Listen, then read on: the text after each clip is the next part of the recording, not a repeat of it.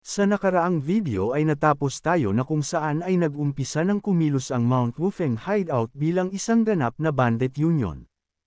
Sabi ng kanilang pinuno sa mga dumating na mga merchant group na ang lugar na ito ay pag-aari ng Mount Wufeng Hideout na bahagi ng bandit union, at kung nais nila na makadaan dito ng ligtas, ay kailangan nilang magbigay ng karampatang kabayaran. Sa sinabing ito naman ng pinuno ng bandido ay napatanong ang Lightning Sword na kung ang sinabi ba nila ay mula sila sa Bandit Union na mayroon lamang na hindi lalagpas sa 10 mga miyembro, matapos ay bigla naman na napangiti ito, kaya naman ay tinanong nito ang pinuno ng bandido na mukhang minamaliit ng mga ito ng labis ang Manso Merchant Group, at ngayon ay tinatakot sila ng maliit na grupo ng bandido. Sa sinabing ito sa kanila ay napasabi naman ang kanilang pinuno na mukhang nais ulit nitong makatikim ng isa pang palaso, ngunit sabi naman ng isa nilang kapatid na ang lalaking ito ay nagawa lamang na makuha ang palaso gamit ang kanyang kamay. Kaya naman sabi nito na kung ganun ay papaulanan nila ito ng madaming palaso ng sabay-sabay, matapos ay sinabi nito sa kanya na matapang lamang ito dahil sa madami sila pagdating sa bilang, kaya naman ay sisiguraduhin niya na maiintindihan na nito ang mga nangyayari sa ginagawa nitong pangmamaliit sa kanila.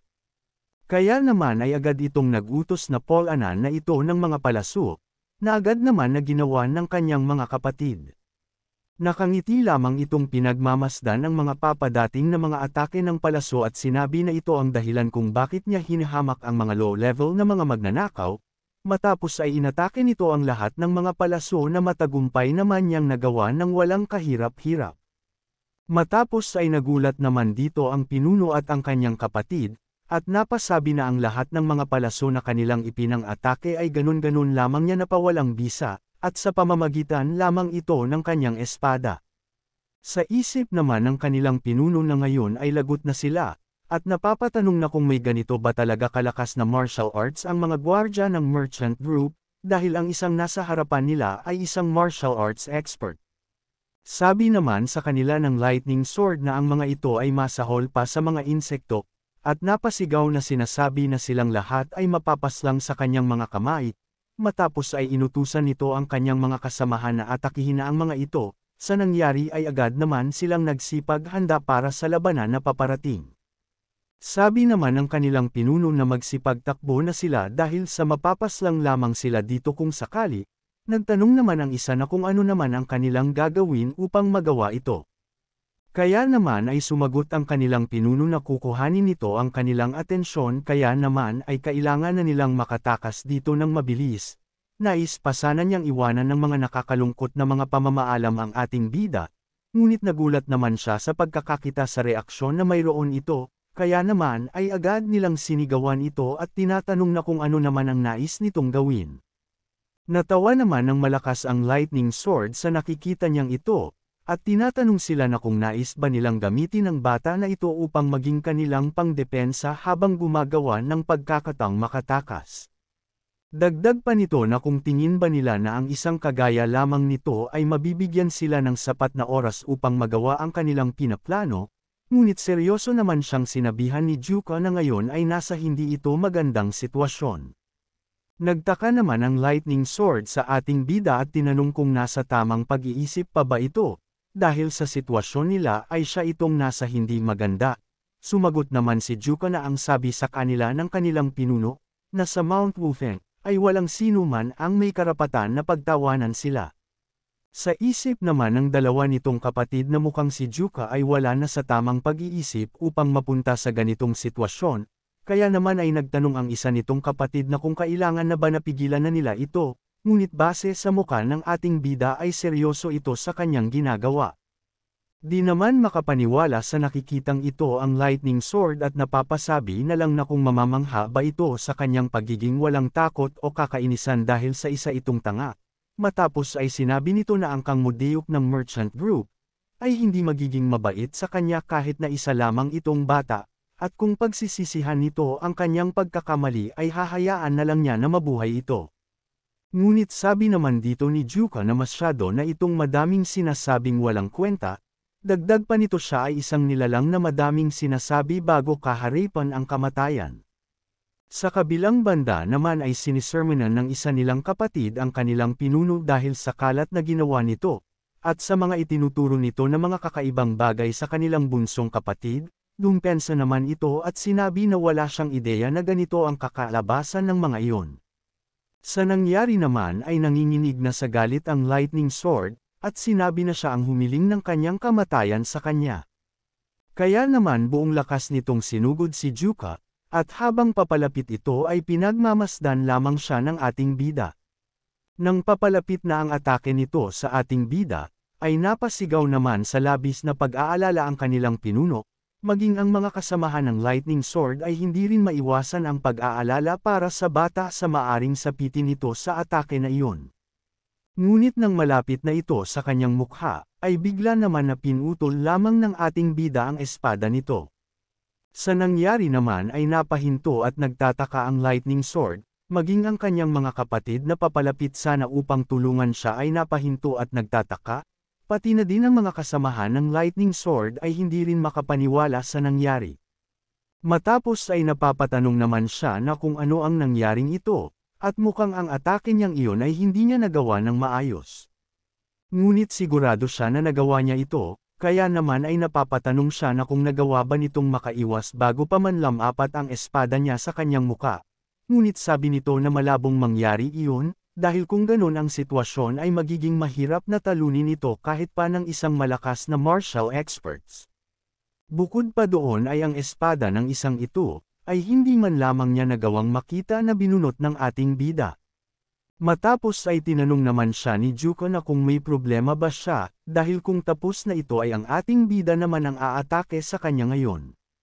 Ngunit sinabi naman ng Lightning Sword kay Juko na maghintay lamang ito, dahil sa babalik ito at magpapalit lang muna ng kanyang sandata. Di naman makapaniwala sa nangyayari si Juko at napatanong kung seryoso ba siya na gagawin niya iyon, at kung ganun nga ay sinabihan na lang niya ito na magdala ng mas matibay kung para sa nauna. Dagdag pa nito na masyadong mahina ang dala nito na halos magawa na niyang mahiwa ang lalamunan niya kasama ang espada nito, at matapos na makapagpalit nito ay sisirain niya ulit ang kanyang dala. Nagtataka naman ito sa sinasabi sa kanya ng ating bida. Nang napansin naman nito na totoo ang sinasabi sa kanya ni Juko na muntik na nitong mahati ang kanyang lalamunan, kaya naman ay nagmamadali naman itong yumuko ng paulit-ulit, at sinasabi na nakagawa ito ng pagkakamali na karapat-dapat siyang paslangin, kaya naman ay magbabayad na ang mga ito ng kanilang transit fee, patawarin lamang niya ang mga ito. Sa isip naman ng Lightning Sword habang ito ay nakayuko na ang batang ito ay isang halimaw, dahil sa ang isang napakabatang martial artist ay may kakayahan ng gumamit ng sword aura, at wala pa siyang nakita o kahit narinig man lamang na nakagawa nito. Matapos ay masayang sinabi naman ni Juko dito na papayag na siya at tatanggapin ang kanilang kabayaran. Di naman makapaniwala ang mga kapatid nitong bandido habang naririnig na sinasabi ng Lightning Sword na ang nais naman ng ating bida ay walang problema para sa kanila. Matapos ng naganap na encuentro ng grupo ng ating bida at ng mga merchant group, ay habang nasa daan pabalik ng kanilang hideout, ay tinanong ng kanilang pinuno na kung paano nito nagawa ang nangyari kanina. Nagtanong naman si Juko na kung ang tungkol ba sa paghiwa niya sa espada ng gwardya, na sinang-ayunan naman nito, at dagdag pa na tanong nito na kung saan naman niya natutunan ang teknik na iyon. Masayang sinabi naman ni Juko na ang ginawa niya ay ang exorcism sword technique na itinuro ng kanilang ikalawang kapatid noong mga nagdaang araw. Nagtataka naman ang kanilang pinuno na kung talagang ang exorcism sword technique ba talaga ito, dahil sa hindi nito maintindihan, ang kanyang heavenly unwavering sword technique at ang exorcism sword technique ng ikalawa nilang kapatid ay parehas lamang na third-rate sword technique. Dagdag pa nito na gamit lamang ang teknik na iyon ay nagawa na nitong mahati ang espada ng Lightning Sword na si Kang Mudiok, at napapatanong siya na kung posible ba talaga itong mangyari. Kaya naman ay tinanong ng pinuno ang ating bida na kung magagawa ba nitong maipakita sa kanila ang exorcism sword technique na nagawa niyang matutunan, na masaya naman na sinang-ayunan ni Juko. Sa Mount Wufeng hideout naman ay nagtipon ang mga kasamahan ng ating bida, upang panoodin siya sa kanyang gagawing pagpapakita ng teknik na itinuro ng kanilang ikalawang kapatid at ginamit sa pagputol ng espada ng Lightning Sword. Kaya naman ay agad na nagseryoso ito at naghanda upang atakihin ang mga papalaglag na mga dahon gamit ang exorcism sword technique. Habang nanunood naman ang babae na kanilang kasama, ay bigla naman itong napasigaw sa tindi ng pagkamangha, dahil sa nag-umpisa na si Juka sa mabilis nitong pagsasagawa ng teknik, at inumpisahan ng atakihin ang dahon na nahuhulog sa kanyang harapan. Matapos ay sinundan pa ito ni Juka ng pag-atake sa iba pang dahon na nahuhulog, at bilang panapos sa teknik ay agad itong nag-ipon ng lakas, at nang matapos ay mabilis din naman niyang binitawan ito. Sa ginawa naman niyang huling atake, ay sa lakas nito ay hindi lamang ang dahon ang napatamaan niya kung hindi maging ang malaking puno sa harapan ng ating bida. Matapos ay sinabi nito na ang lahat ng kanyang natutunan sa kanyang ikalawang kapatid ay ito na.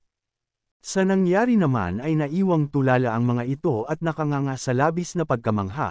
Nang matauhan naman ang mga ito ay agad na nagsipagtakbuhan sila palapit kay Juka. Nang makalapit ang mga ito ay tinatanong nila ang kanilang bunsong kapatid na kung maari din ba niya na maituro ito sa kanila. Sabi din ng isa na binabawi na nito ang sinabi niya dito na madali lamang itong talunin sa unang tingin. Nang bigla naman na lumapit sa kanya ang nag-iisang babae sa kanilang grupo at sinabi na ang ginawa niya ay totoong nakakahanga, at tinatanong ang ating bida na kung papaano niyang nagawa iyon, matapos ay siningit nito na kung maari din ba niyang maituro ito sa kanya mamaya. Sinagot naman siya ni Juka na hindi naman na ganun ito nakakamangha. Habang pinagmamasdan ng mga ito ng kanilang pinuno ay tinanong nito ang ikalawa nilang kapatid na kung ang exorcism sword technique ba ay ganito kalakas. Sumagot naman ito na ang kanilang bunsong kapatid ang tunay na nakakamangha, dahil dito ay napapatanong na ang kanilang pinuno na kung ano at sino ba talaga ang batang ito. Lumipas ang mga araw, sa Five Peak Mountains, ay sinisigawan ng isang gwardya ang grupo ng ating bida at tinatanong na kung anong lakas ng loob ng mga hamak na mga bandido na harangan ang kanilang dinaraanan, kaya naman ay maghanda ang mga ito sa kanilang parating na kaparusahan, kaya naman ay agad na nitong sinugod si Juka. Ngunit sa ginawang ito ng gwardya ay madali lamang itong iniwasan ng ating bida, at nang umatake pa ulit ito ay agad nang kumilos si Juka, matapos natitigan niya ito ng masama. Ay mabilis naman na pinutol nito ang espada ng gwardya, at nang matapos ay agad naman na nagsabi ito kay Juka na sumusuko na sila. Si Yon Juka ay nagtungo sa pagpapatrolya mula sa panahon ng taglagas at hanggang sa taglamig, ngunit wala ni isa sa mga escort warriors ng Merchant Union, ang nagawang makasangga at makatagal sa kanyang mga atake. Ang mga bali-balita patungkol sa bandido sa Five Peak Mountain ay mabilis na kumalat na parang isang apoy sa malawak na damuhan. Isang gabi naman sa kanilang kuta, ay napapatanong ang isa nilang kapatid na kung ano naman kaya itong nababalitaan niyang nangyayari. Sabi naman ng kanilang pinuno na kahit siya ay wala ding alam sa ganitong klase ng sitwasyon, at sa tingin lamang niya na ang balita patungkol kay Juka ay kumalat na.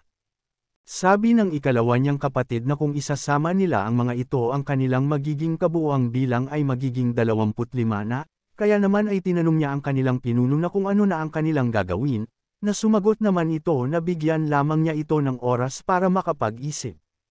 Makalipas ang 3 buwan, ang Five Peak Stronghold ay naging malaking stronghold ng mabilis, nag-umpisa na silang makakuha ng pangalan sa loob ng Henan Province at ang moral para sa kanila ay tumaas. Bagamat ang kanilang stronghold ay naging malaki, ay may mga lumutang na kalaban na mayroon ding sariling mga plano. Sa kabilang banda naman sa isang maliit na kubo, ay may nagtatanong at isa sa kanyang kasama na kung nalaman na ba nito ang kanyang iniuutos. Sumang-ayon naman ito sa kanya at sinabi na kailangan lamang nilang mapatamba ang ikapitong kapatid at maayos na nilang magagawa ang kanilang plano. Dagdag pa nito na matapos nilang mapatamba ang ikapito, ay kailangan lang nilang alisin ang pinuno nila at ang ikalawang pinuno, at ang iba hanggang sa ika-6 ay hindi naman magtatagal kahit sa isang suntok lamang, bukod pa doon ay ang kanilang pinuno at ang ikalawa dito ay walang panama sa kanya. Kung umabot ka na sa parte ng video na ito ay maari lamang na i-click ang like at super thanks sa baba bilang pagsuporta. Maraming salamat. Ang nag-uulat naman ay ang ika-29 sa bilang, at ito ay si Wang Yamyong. Dagdag pa nito na narinig niya na ang kanilang pinuno ay gumagamit ng Heaven and Earth Blade technique na nagawa niyang matutunan mula sa nagtitinda ng droga, at ang ikalawa naman sa kanila ay gumagamit ng Exorcism Sword technique na natutunan nito mula sa templo. Mayabang naman na sinabi ng ika-26 ng Gumal Northern Sword na si Shim Yanggak na ang mga teknik ng mga ito ay walang magagawa sa kanya, at napatanong na kung papaano nilang matatawag ang mga ito bilang mga matataas kung tanging third grade martial arts lamang ang mayroon sila. Ngunit mayroon pa din itong ipinagtataka na kung bakit ang mga mahihinang ito ay kinilala ng Green Forest. Nagtanong naman ang kasama nito na kung ano naman ang patungkol sa Green Forest na sinasabi nito, dahil dito ay sinigawan naman niya ito at sinabi na papaanong hindi nito alam ang patungkol sa Green Forest kung isa itong bandido sa kagubatan. Sabi nito na ang Green Forest ay ang pangarap ng lahat ng mga bandido ng kagubatan, ang mga pulubi ay mayroong sariling sekta, ay ganun din ang mga bandido sa kagubatan at ito ay ang Green Forest. Ang Green Forest Command Chief, ang Heaven-Destroying Demon Lord ay kilala sa kanyang malahalimaw na lakas, at ito ay may kakayahang tapatan ang mga kagalang-galang na mga Murem clan. At ito ang rason kung bakit siya, na mula sa unorthodox sect ay nagtungo dito, dahil kapag siya ay naging parte na ng Green Forest, ay hindi na nito kailangan pa na yumuko sa mga bastardo ng orthodox sect, dahil sa galit nito ay humingi naman ito ng paumanhin dahil sa wala itong alam patungkol sa loob ng Murem. Dagdag pa nito na kung gaya nga ng sinabi niya ay magiging mahirap para sa kanila na kilalanin ng Green Forest, at nagtataka ito na kung bakit naging posible ito sa pinuno at sa ikalawang pinuno dahil sa level ng martial arts ng mga ito, at sa kanyang palagay ay mukhang ang Yonjuka na ito ay mas malakas pa kumpara sa mga kumakalat na balita. Sabi naman ng matanda na hindi naman ito ang kaso para sa kanya, ngunit hindi pa niya ito nakikita na nakipaglaban dahil sa hindi pa lumalabas ang mga ito para magpatrolya dahil sa matinding sama ng panahon. Nang bigla naman na may nagsalita sa labas ng pinto at sinabi na huwag na nilang alalahanin ang patungkol dito, dahil kahit gaano pa man maging malakas si Yonjuka, ay hindi nito kayang tapatan ang Gumal Northern Sword na nagawang mapanatili ang kanyang posisyon laban sa 5 malalakas na martial master ng 5 Great Clan. Sabi naman nito na mabuti at nandito na siya, matapos ay tinanong niya ito na kung mayroon ba itong magandang balita para sa kanya. Sabi nito na ang Green Forest ay nagpapalawak ng kanilang puwersa dahil sa ang Orthodox Alliance ay ganun din, at dahil sa wala namang kapansin-pansin na mga stronghold sa Henan Province ay mukhang maswerte lamang ang mga ito at naging parte ng Green Forest. Sabi naman nito na kung ganun ay habang nasa ilalim sila ng pangalan ng Green Forest, ay ang mga ito ay isa lamang bugcause ng basahan sa mga mountain bandits. Kaya naman ay sinabi ng dumating na hindi na nila pa kailangan na matignan ang sitwasyon dito, nagbigay ang mga ito ng mga ranggo base sa kung kailan sila sumali sa stronghold, kaya naman ay hindi siya naniniwala na ang mga ito ay magiging parte ng Green Forest. Bago ito umalis ay sinabi nito na ang Green Forest ay hindi isang lugar para maglaro lamang, at ito ang ebidensya na ang mga ito ay wala lamang. Kaya naman matapos na magsipagluhod ang mga ito, ay dagdag pa ng papaalis na aasahan na lang niya ang mga susunod na magaganap sa elder na nakatalaga dito. Sabi naman nito sa kanyang mga kasamahan na huwag mag-alala ang mga ito dahil kapag nagawa na niyang linisin ang lugar na ito ay sinisigurado niya na lahat sila ay magkakaroon ng matataas na ranggo, na agad naman nilang ipinagpasalamat. Sabi pa nito na kahit ano pa man ang maging rason ay ang swerte ay nasa kanilang panig, at ito ay maganda kung iisipin, ang maagaw ang isang stronghold na kinikilala ng Green Forest ng ganun lamang kadali. Gaya nga ng sabi, ang lakas ang magsasabi ng kanilang ranggo sa loob ng Green Forest, ay sa kasong iyon, siya at si Brother Beck na kilalang mga demonyo sa Henan Province, ay mas nababagay sa posisyon bilang ang pinuno. Sa kabilang banda naman, habang naghuhugas ang babae sa kanilang grupo, ay sinabi nito sa ating bida na tungkol sa 5 bagong pasok sa kanilang grupo kamakailan, ay kung alam ba nito na humihiling ang mga ito ng isang rank fight. Sinang-ayunan naman ito ni Juka at sinabi na narinig niya ito sa iba kanina lamang, matapos ay sinabi nito sa ating bida na sana ay hindi nito parusahan ang mga ito, dahil sa sinabing ito ng babae ay tinanong siya ng ating bida na kung minamaliit ba siya ng mga bagong sali. Sabi naman niya na hindi ito tungkol sa kanya, ang kanyang narinig ay kinukutya ng mga ito ang kanilang pinuno sa tuwing may pagkakataon. Sabi ng mga ito na ang sword technique ng kanilang pinuno ay napulot lamang niya sa kalsada. Nang bigla naman na nagulat ito sa naging reaksyon ni Juka, matapos ay nilingan niya ang babae at tinanong kung sino ang kumukutya sa kanilang pinuno. Sumagot naman ito kay Juka na hindi siya sigurado dahil sa narinig lamang niya ito nang papadaan siya, ngunit galit naman na lumabas ito at sinabi na hindi na ito mahalaga dahil siya na mismo ang didirekta para makuha ang sagot sa mga ito. Nang malapit na ito sa tinutuluyan ng 5 bagong pasok sa kanilang grupo, ay nakita naman siya ng ika-4 nitong kapatid na si Heo Indo, at tinanong ang ating bida na kung bakit tila nagmamadali ito sa kalagitnaan ng gabi. Galit naman itong sumagot at sinabi na narinig niya na ang mga baguhan ay kinukutya ang kanilang pinuno, at kung sakaling man na malaman niyang totoo ito ay tatanggalan niya ng mga dila ang mga ito. Tinanong naman siya nito na kung papaslangan niya ang mga baguhan na pinaghirapan nilang makuha, at bukod pa doon ay isa din ito sa ikinakabahala ng kanilang pinuno. Nagtaka naman dito si Juka, sabi nito na gaya kung paano siya ngayon ay pati siya ay nababahala din, sila ay nababahala kung paano niyang gagawing parang gulay na nalanta ang mga ito sa isang rank fight. Galit naman nitong pinipilit na hindi niya papatawarin ang kahit sino na kukutya sa kanyang mga sinumpaang kapatid. Napangiti naman dito ang ika-4 niyang kapatid, matapos ay nilapitan siya nito at inakay pabalik. Sabi nito na kailangan pa nilang bumalik sa kabundukan kapag natapos na ang taglamig, at kailangan pa nila na magamit ang mga binti at braso ng mga ito sa mga gawain. Kaya naman ay sinabihan na niya ito na bumalik dahil sa ganitong kalagayan niya ay mininigas lamang ito sa lamig sa labas, na wala naman siyang nagawa kung hindi ang sumang-ayon na lamang. Kaya naman kung gusto mo na masubaybayan ang ating kwento ay i-open mo lang ang notification bell pagkatapos mo na mag-subscribe.